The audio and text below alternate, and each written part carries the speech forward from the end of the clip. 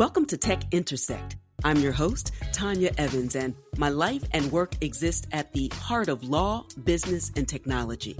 Yeah, I've earned a few fancy titles and degrees over the years, but the bottom line is I'm a writer, speaker, teacher, and lifelong learner, and I'm really excited that you've joined me on this journey.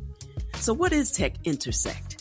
Well, it's authentic, empowering conversations with really interesting guests who demystify complex topics to prepare you for the future, because your future is now. And it exists where law, business, and tech intersect. Get ready to listen, learn, and leverage. Let's get started. In this episode of Tech Intersect, I chat with Michael J. Casey, CoinDesk's Chief Content Officer who previously served as CEO of Streambed Media. It's a company he co-founded to develop provenance data for digital content. He was also a senior advisor at MIT Media Lab's Digital Currency Initiative and a senior lecturer at MIT Sloan School of Management. Prior to joining MIT, Michael spent 18 years at the Wall Street Journal, where his last position was to serve as senior columnist covering global economic affairs. Casey has authored 5 books, including 2 of my favorites because they are specifically about the crypto community and blockchain. The first is The Age of Cryptocurrency: How Bitcoin and Digital Money Are Challenging the Global Economic Order. Yes, that's one title. And The Truth Machine: The Blockchain and the Future of Everything, both co-authored with Paul Vigna. I invited Michael on to talk about 2 really hot topics in the world of cryptocurrency. The first is the big money of Wall Street taking a more favorable view of crypto and looking to get in the game, and what that means in terms of the impact on Bitcoin and the crypto ecosystem. And also the Stable Act, introduced by Representative Rashid Tlaib of the House Financial Services Committee. So it's time to listen, learn, and leverage. Let's get started. Michael Casey is the Chief Content Officer of CoinDesk and the non-executive chairman of Streambed Media, a blockchain-based media tech company that he founded during his prior role as senior advisor at MIT Media Lab's Digital Currency Initiative.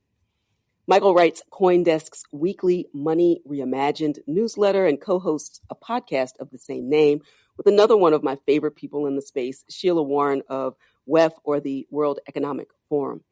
Michael is the author of 5 books, 2 that I actually use in my course, my Blockchain, Cryptocurrency, and Law course. It is listed as definitely something to read, and I have enjoyed them, to be sure. Both of those were co-authored with his former Wall Street Journal colleague, Paul Vigna. He's also, both Paul and especially Michael, one of my favorite people in the space. He's always been so generous with his time and his talents in the crypto ecosystem, and today is certainly no exception as he shares his time with us today on the Tech Intersect podcast. We will talk about all of the things that he's working on, including some of his most recent articles. More on that in a moment, but first, Michael, welcome. Hi, Tanya. Thank you for that very warm introduction. I'm really thrilled to be here. I think we've been talking about doing this for some time, so it's great to be here. And all of that sentiment equally shared in the other direction. You're one of my favorite people in this. Keep doing what you do. Excellent. Thank you so much. So before we jump in, I want to just check in with you. 2020 has been all the things. We don't even have to list all the things and all the ways that, regardless of one's stage, age, station in life, that it's impacting people in a variety of ways. So how have you been doing in the midst of the pandemic, personally, professionally? How are you? Well, we're surviving. I live in the suburbs of Westchester in a town called Pelham, just outside the city. And I used to live in the city and in New York, and I love the city, and I had certain regrets about moving to the burbs. I grew up in a suburban city in Australia, and so I felt like I had to, my place was a big city. But I can tell you this year, Tanya, when I realized that I could get outside and walk the dog and have a bit of space and fresh air in a place. I was very grateful for the fact that I lived in this, it's a leafy, nice suburb. So things aren't too bad. We just hang it out here and spend a lot of time, as I'm sure everybody does, in front of my computer. We're a full work from home operation. CoinDesk is somehow, we're doing okay. I mean, financially, the bottom line is, as you know, the crypto industry is alive and well, and so as a result, so is CoinDesk. And even though we had to cancel Consensus, the big event of the year, let me rephrase: we definitely did not cancel. We canceled the in-person event, but we actually had a very big virtual version of that, and we'll be doing it again next year. Other than those relatively big disruptions, we've sort of gone on with things. We're still expanding and doing all sorts of things. So I'm pretty thankful. I've had it good. There are a lot of things that could be worse. I can't go home to see my family in Australia, which upsets me. But other than that, things are pretty good. How about you? I'm doing well. It was, at the beginning of this pandemic, I was serving as the Associate Dean for Academic Affairs at the University of New Hampshire School of Law. And as challenging as that position is, because it's always tough when you're middle management, right? You're managing up, sideways, and down, and you're the least favorite person in the room. But that's okay. I have a skill set where you keep your head down and you get it done. What I never saw coming, because none of us did, is to have to pivot on a dime and help to transition 40 plus faculty and adjuncts and administration in some sense into a virtual reality. Well, no pun intended, but to move everything virtually in a very short period of time, and making sure that as a matter of academic affairs, that our students were getting the support and everything that we needed. And, certainly my colleagues.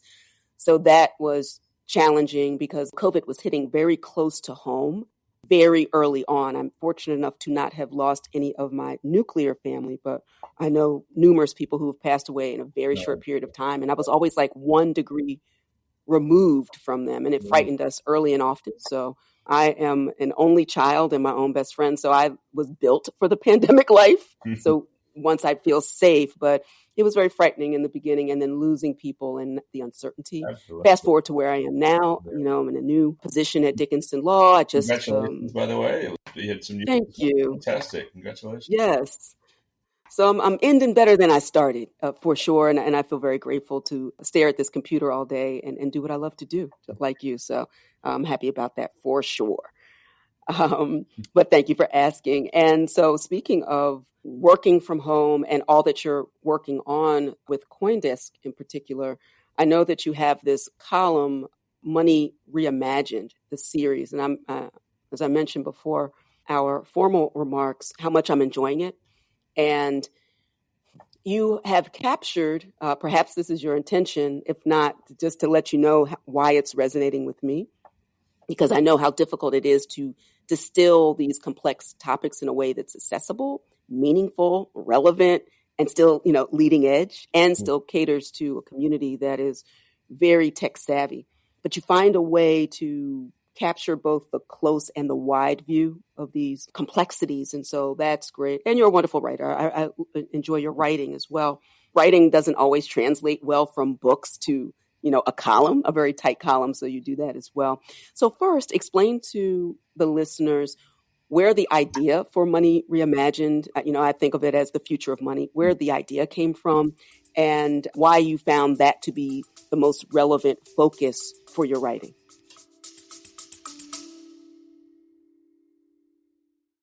You love listening to podcasts, but have you ever thought about starting your own podcast? Maybe you want to build a brand, grow your business, or are looking for an excuse to talk about your favorite hobby. Whatever your reason for making a podcast, Buzzsprout is the place to start. Since 2009, Buzzsprout has helped over 300,000 people launch their own podcasts. Buzzsprout walks you step by step through the whole process and will give you powerful tools to start, grow, and monetize your podcast. Ready to get started? Click the link in the show notes to get our free step-by-step guide to starting your podcast today. Yeah, well, thank you for all of that. I'm glad that it resonates in the way that you described, because that's indeed the point, to try to give people something accessible and they can understand the why, really. I think that's probably where my focus often is like, why does it matter? I mean, what is it that's really sort of important about this technology?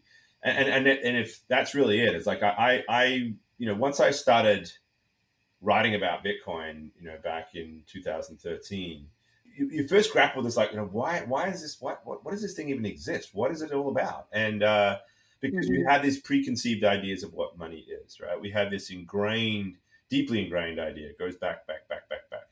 And you don't ask any questions, right? It's just, as Yuval Harari says, it's the greatest story ever told, right? There's no intrinsic value to a dollar note or for that matter to a gold ingot. It's what we collectively imbue it with, and so it's already an imagined concept, right? And so once you start, like, okay, why Bitcoin? What is it? And you realize that just makes you start questioning what money is, and you go down that rabbit hole, and then you kind of end up realizing that this is something that goes a long way back. It really starts with the early stages of writing. The first ledgers were actually the first forms of writing, cuneiform writing in Mesopotamia, and out of that emerged concepts of this collective value exchange system, which is what money is. Mm-hmm. So when you sort of look at what Bitcoin and all of the spin-off technologies that come from that represent, they challenge some of these really core ideas, right? So one of them is the idea that there is this single kind of external store of value that people historically have valued, which is gold, right? We've got the gold standard, and beyond that, it's just whether or not you believe that money should be pegged to gold or not. It's always been there as this deeply culturally ingrained representation of some sort of external, depoliticized source of value, right? It's not something that a king or a central banker or anybody else, for that matter, can manipulate. And then you start to say, well, now we live in this digital economy and we need this digital version of that. There's this digital scarcity concept.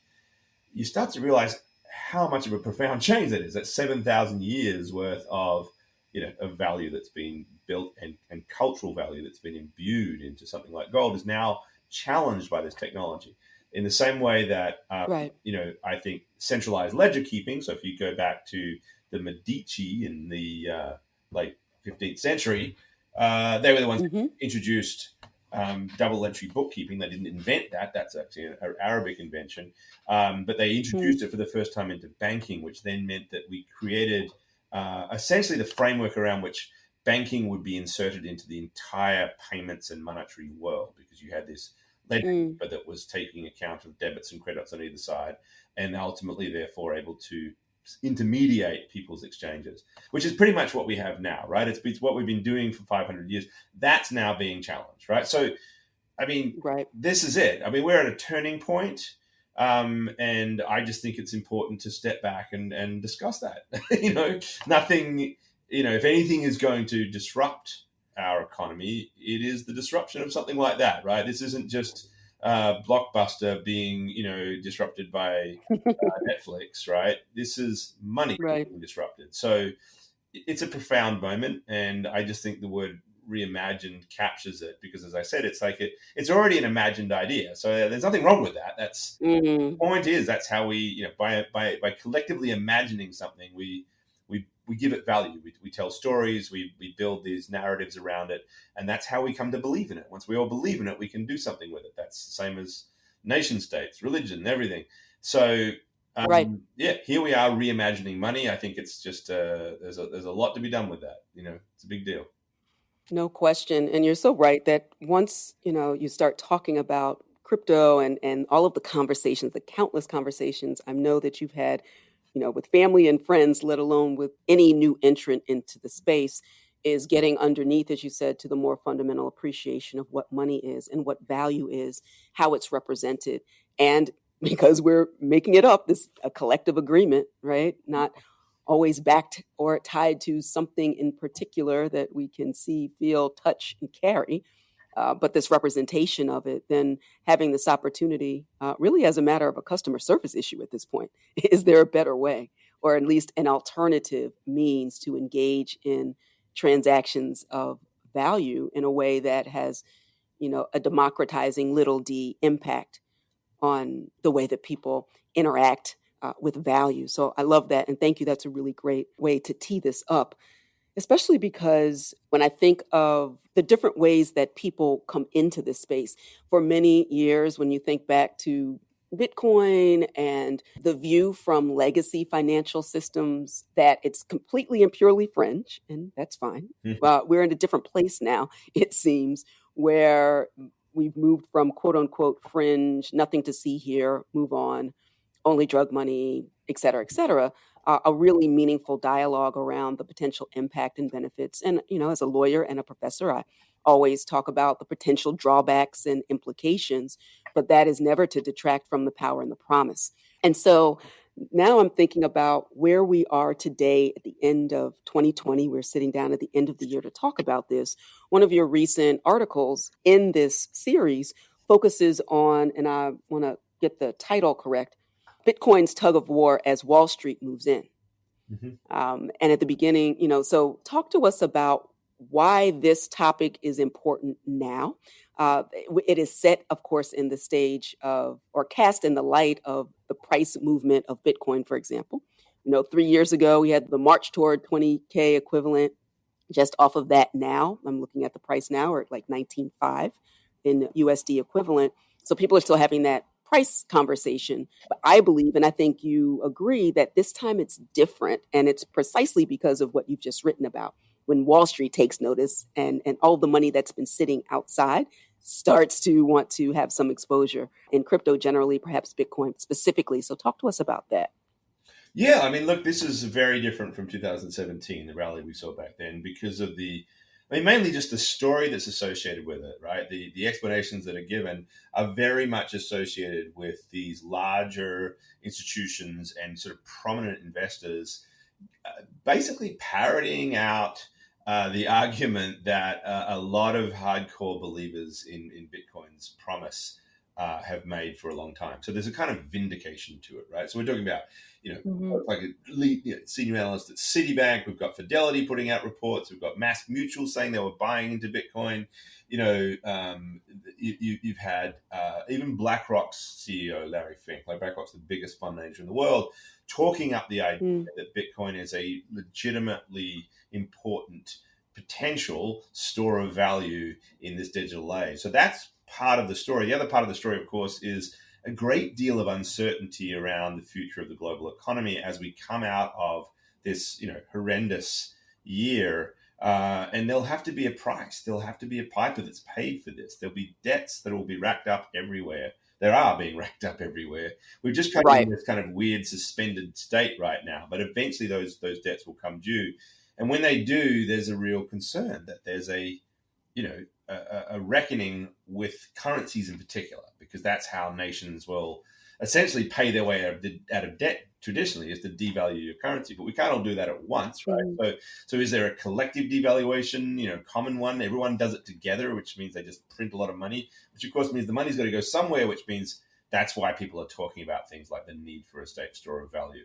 And Bitcoin as this, digital version of gold that is therefore much more relevant to a digital economy. We've moved out of an analog economy, digital economy, all of that's it. So that's the big story that's going on.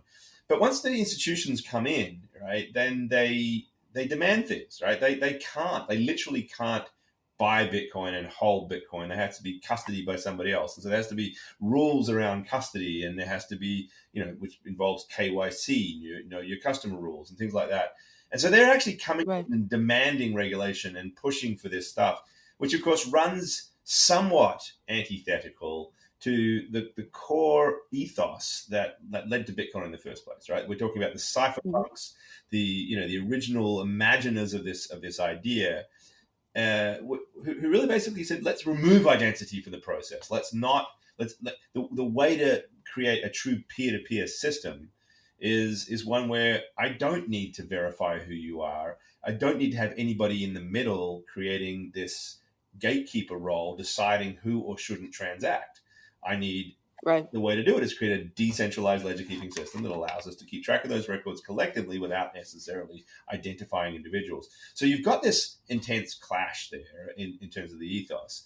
And that's really what I was getting at. And just asking the question, can they coexist? Is there a world in which we still get towards this dream? Because the dream of that cryptocurrency, so that cypherpunk ethos, is really one of inclusion, right? For people like me, I sort of spend a lot of my time in Argentina in the developing world. So I've always been really interested in how innovation could help these countries leapfrog the institutional problems they have in terms of their money and financial access. And therefore, this technology is really valuable. But if we burden it with heavy KYC and all this sort of onboarding problem, we end up just sort of, maintaining the incumbent system and not getting there, right? So that's where the challenge is, as far as I'm concerned. I actually do think there's a pathway in which the two coincide, but unfortunately it means if you do think institutional money is unavoidably coming in, I think it puts off for some time that sort of more utopian, everybody's included kind of world, because we have to pass through this phase first. We hope you're enjoying this edition of Tech Intersect. Our conversation will continue in a moment, but first, a word on an exciting opportunity. There's a more cost-effective and time-efficient way to reach your leading-edge learning and earning goals, to put you ahead of the stiff competition in this fast-paced, tech-driven economy. You need skills, credentials, and a fast track to a competitive advantage. You need it now more than ever, and I can help. The Advantage Evans method puts you ahead of the curve with condensed, comprehensive online courses, curated content to leverage your current skills and expertise, live coaching, networking opportunities, and more.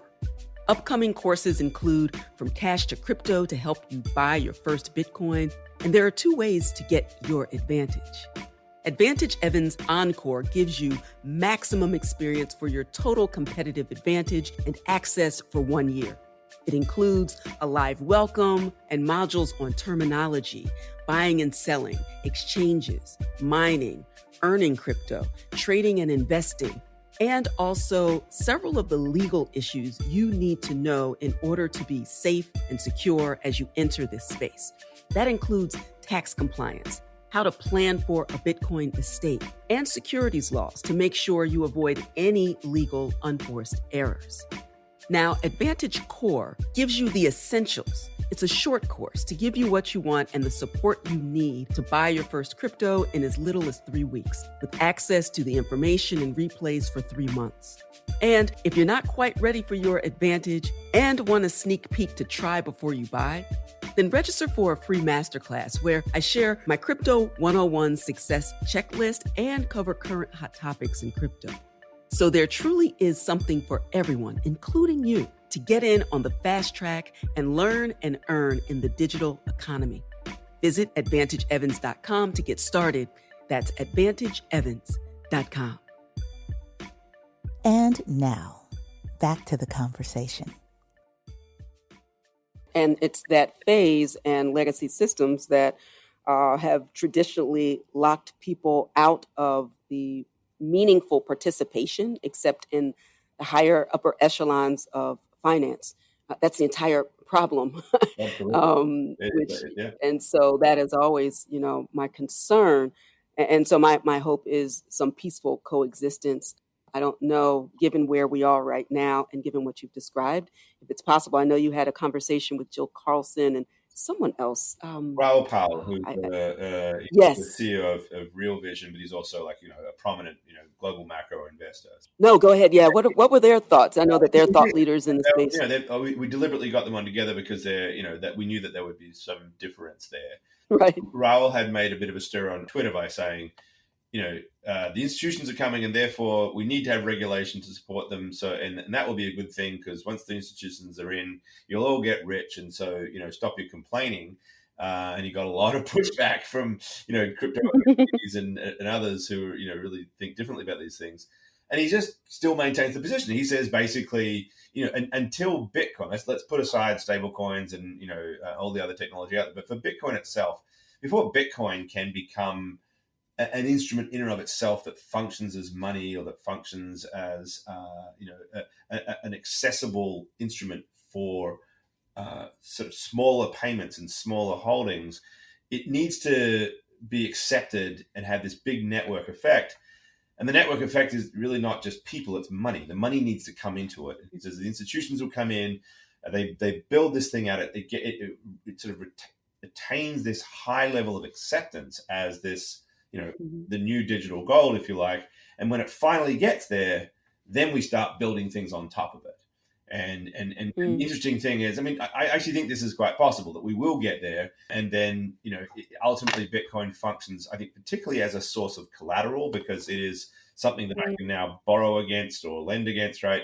And it has this powerful sort of capacity, once you incorporate it with other smart contract services, to build automatically executed collateral function. So the ability then to feed that into DeFi and everything else starts to look interesting, where now we start to build a system that disintermediates the big players, because those big players have given us the core value of this Bitcoin in the first place. It's a nice thesis, right? But whether or not that's guaranteed, or whether all you end up doing is just creating opportunities for those institutions to come in and shut out everybody else, because that's what permissioned power does. That's the open question. Right. And Jill was just saying, look, yes, the good news is you still can't shut down Bitcoin itself. The protocol is one step removed from that capacity to regulate it. So that gives us base layer is still something you can build upon. But the reality is that the services that keep getting built on top of that keep on getting KYC'd and shut down. To use the example of local Bitcoins, which used to be a really, very free, easy way for people to move in and out of Bitcoin in places like Venezuela, it now has KYC involved. And so you keep on shutting down these entry points for the poor. And, there's really no guarantee that they'll suddenly be able to get in somewhere else. Although, there's Lightning Network, which essentially is a non-KYC system. And if that really does work, then that's a way in which we get to some of these solutions. But it's naive to think you can just... these regulations don't matter. They will inherently impede people's access, and so we need to think hard about what kinds of regulations we truly do want, and what carve outs there can be for innovations built to boost financial inclusion. If you're an engineer or a scientist, you love Formula One, you love cycling, you love learning about how new technologies are changing the world around us, then I thought you may want to listen into my new podcast, the Neil Ashton Podcast. We talk to leading engineers and scientists from around the world, hear about their life stories, hear about new technologies, and hopefully educate you and give you a better sense of how key things like machine learning, artificial intelligence, supercomputing are changing the world around us. If that sounds like it's something you might like, you should come and have a listen. Yes, well, that debate will absolutely continue. And as long as we're talking about it, that means there's the opportunity for strategizing and, 1 year, 5 year, 10 years from now to be in a different place and space, because that informed debate is what yields forth the best results. I see we have about 5 minutes left, and I wanted to touch on a related topic. We put stablecoins aside for the purposes of the discussion that we just had. But recently, as you know, with the introduction of the Stable Act coming out of Representative Rashid Tlaib's office, two co-signatories as well, but a different author of the bill. And immediately when it hit, it sparked intense debate. I don't often debate, particularly on my own Twitter feed. My Twitter feed is my own home. If I invite you there, we'll talk about what I want to talk about. Otherwise, you can talk about it on your own timeline. But this was a particular import given the impact. And I certainly did not intend for my remarks to go not viral, but let's say viral with a little V, because people are still engaging with it. I had to shut it down so I could go on with my life. But I care very intensely about this, and not just in my capacity as chairwoman of the Maker Foundation, but as an academic, as an attorney, as a Black woman in the world who believes very much in supporting the traditionally underestimated, those who are unbanked, underbanked, women around the world to be able to participate and to do so meaningfully. I believe very strongly in protecting investors and consumers, but I also believe very much, obviously, in this technology and in the potential for crypto assets to really change lives. And so that's why I'm so passionate about it from a number of reasons. For those who don't know, and I'll drop some additional information in the show notes. The Stable Act was, according to those who support it, written with the intent to prevent abuse and the potential rise of a stablecoin-based shadow banking system, as best as I can understand it. And I, again, will go through the points. Basically, any stable coin issuer would need to obtain a federal banking charter. They would have to be in full compliance and fulfillment of existing banking regulations. Stablecoin issuers would be required to obtain approval of both the Federal Reserve and the FDIC, or the Federal Deposit Insurance Corporation. And the issuers themselves would either need to obtain FDIC insurance or deposit, as I understand it, $1-for-$1 reserves directly at the Federal Reserve. And you have some thoughts about this as well. And I'm hoping that you'll share them and we can talk a bit about what the future of that may be. Yeah, look, I'm first of all very glad that you spoke up, because I think you came at it from the right place, which is I do believe. I mean, I'm generally an optimist, and I'm not so cynical as some people in the space, and so I genuinely believe that this was well intended. I think there is not, the classic response to crypto is, no, there's a hidden agenda. This is all about trying to sort of reinforce the existing incumbents. I do not think that Rashid Tlaib is in the pay of Wall Street, right? But ultimately, what bothers me most about these things is the unintended consequences of literally, essentially supporting Wall Street, because it is an expensive exercise for any startup to get compliant with this multitude of regulatory requirements. And getting a federal banking charter or any banking charter is a very, very costly, time-consuming exercise. So, the regulators will say, well, tough luck, you have to do that. The problem is, it is such a barrier that it is a barrier to entry. Like, it's just, the cost of becoming compliant, if in and of itself it prevents startups who have other mechanisms for basically protecting consumers, and there are other mechanisms for being transparent, and there are ways in which these things can be audited. All of that can be brought to bear to bring a level of security that's required at a much lower cost than jumping through all these legal hoops to get compliant. If that's the case, then all you're doing is propping up the existing players, which is the problem. I mean, we 2008, the one, those four letters, TBTF, the too big to fail, is the defining problem of our age. The very reason why we are going through this massive crisis right now. Right? This pandemic would have been so much easier to handle if we hadn't had a financial crisis back in 2008, and we hadn't done so much harm to the functioning of our financial system. And that harm was the direct result of the too big to fail functionality of a banking system that is way too powerful. I mean, I believe so strongly about this. This is, wrote a book called The Unfair Trade about this. And I find it really distressing that people come back thinking that they are protecting people, building laws that are just going to reinforce that system. The same people who I think legitimately criticize Wall Street heavily are just going to regulations that will end up supporting them. And I don't think they see it. They just see regulation as the solution. They don't see that regulation is a cost, and it's an impediment to innovation, which is an impediment to inclusion. And I think that's what's so. I mean, there's of course this idea as well that particularly for these fully decentralized versions of stable coins, that who or what is going to actually apply for this chapter, right? And the authors of the bill say, well, there are certain real players within, say, the Ethereum Foundation who are really calling the shots, and that we can debate that, and that certainly I don't want to go into a fight with the Ethereum community. There may well be cases where you can say, yeah, look at the case where they have rolled back and done hard forks and so forth. So there is a certain amount of control. That still doesn't.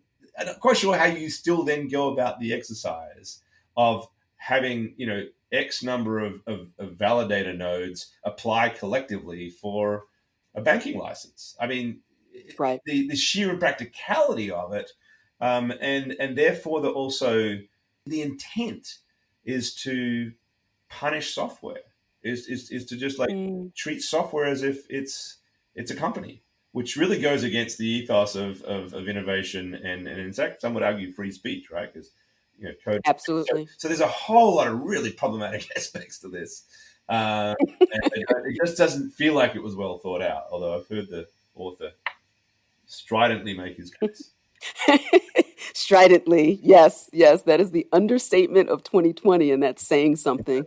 As I think about, I'm looking for all of the members of the Black and Brown community who have suffered so harshly under the stablecoin regime that they need to be freed. Right. Challenge that assumption as well, because it's written and presented under the cloak of, but for this, the Black and Brown communities around, in the United States will suffer. Yeah. And I'm like, I missed that memo. I was not at that meeting. I did not see that. And It's not I'm concerned. the payday lenders. It's not the Right. It's not the exclusionary practices of Right. providers or anything like that. It's actually the stablecoin providers. Yeah, they're the ones who Right. actually held everybody back all these years. Yeah. But for. Yeah. Well, my friend, I could go on forever. I remember we were at an event during Boston Blockchain Week, if I'm not mistaken. There was beer and barbecue involved, and it was like beer, barbecue, and Bitcoin. What could possibly be wrong with that? Yeah. So we could talk for hours, but I'm going to release you lovingly back into. I miss those times. Yeah. Yeah. We'll get back together again sometime, Tanya. I promise. Yes, the outside will open up, and I will hold you to it. I think the world of you, my friend. I'm glad that you spent this time with me. Thank you. And anything that you ever need, I am ready, willing, and able to woman this laptop and this microphone for what you need. And before we get out of here, let everybody know where they can learn more about you and your work, and I will share additional information in the show notes. I've done a bunch of things over the years. I do have my own website, michaeljcasey.com, but I mean, the most important stuff these days is all on CoinDesk. And so just go to coindesk.com. That's where you get it all. And you'll find, every Friday, my column, Money Reimagined, comes out, as does the podcast with Sheila. That's where we're doing most of our stuff these days. So yeah, let's check it out. Many, many thanks again to Michael Casey. I hope you enjoyed our conversation about how and why to reimagine our relationship with money, with value, with meaningful participation in the economy, wealth building, and financial autonomy. Satoshi's original concept, expressed in the Bitcoin white paper shared way back in 2008, described Bitcoin as a new electronic cash system that's fully peer-to-peer with no trusted third party. Another essential component was to restore privacy to money, something all but lost in the current digital veneer over the age-old double-entry ledger system maintained by the banking industry and government today. This is precisely why the conversation and controversy about legacy financial players entering the Bitcoin scene and the government's reaction to crypto assets like stablecoins, which are really creating a customer service crisis for big money and big government. It's an interesting time. And so if you, like me, might be wondering, WWSD, what would Satoshi do? Read the Bitcoin white paper, because, my friends, we've been here before. Final housekeeping notes. Please take a moment to like, comment, and share this episode and this podcast with your networks. Follow me on social media and let me know what topics you'd like to hear more of and who you'd like to hear more from. All right, that's all for this episode. Until next time, continue to shine. Stay in touch with host Tanya Evans via your favorite social media. On Twitter @TechIntersect and on Instagram via the handle TechIntersect.